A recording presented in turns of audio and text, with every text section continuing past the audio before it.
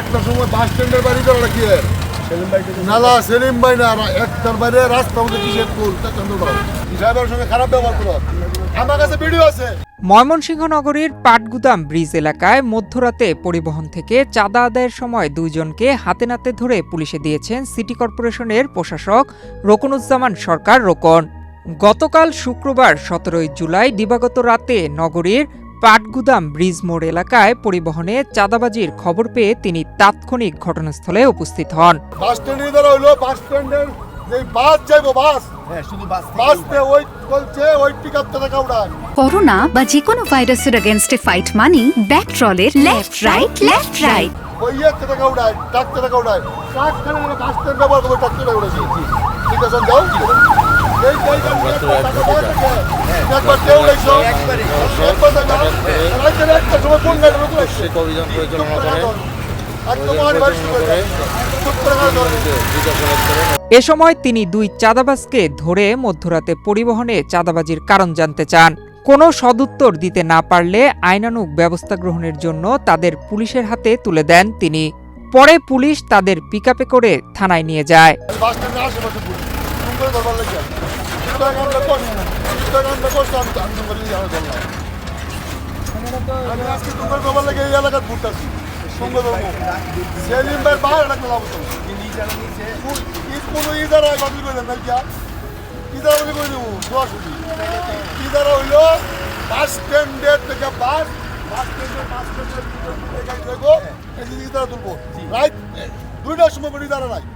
এদিকে গতকাল আটককৃতদের একটি ট্রাকে চাঁদাবাজির ভিডিও ভাইরাল হয়।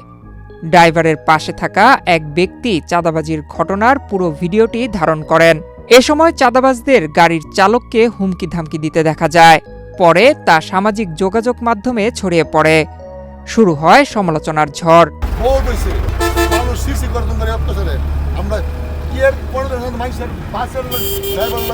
দুর্ব্যবহার করো, ড্রাইভারের সঙ্গে খারাপ ব্যবহার করো।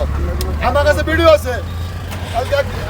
ভিডিও কর বেটা, কর ভিডিও। আমার কাছে কাগজ কাগজ দিল কেন আমার মনে ধরে তখন 10টা মন্ত বা চিন্তায় পড়ছিল 10টার পরে কোনো করে। সিটি প্রশাসক রোকনুজ্জামান সরকার রোকন বলেন, নগরীতে কোনো ধরনের চাঁদাবাজি, অনিয়ম বা জনভোগান্তি বরদাস্ত করা হবে না। নাগরিকদের নিরাপত্তা ও সুশৃঙ্খল নগর ব্যবস্থা নিশ্চিত করতে এ ধরনের অভিযান অব্যাহত থাকবে। তিনি বলেন, পাটগুদাম বাসস্ট্যান্ডে টোল আদায়ের জন্য ইজারা দিয়েছে সিটি কর্পোরেশন। বাসস্ট্যান্ড ব্যবহারকারী যানবাহন থেকে ভোর 5টা থেকে রাত 10টা পর্যন্ত টোল আদায় করার নিয়ম। কোনোভাবেই এর বাইরে টোল আদায়ের নামে চাঁদাবাজি করতে দেওয়া হবে না। নয়ন বিশ্বাস, বাংলাদেশ প্রতিদিন।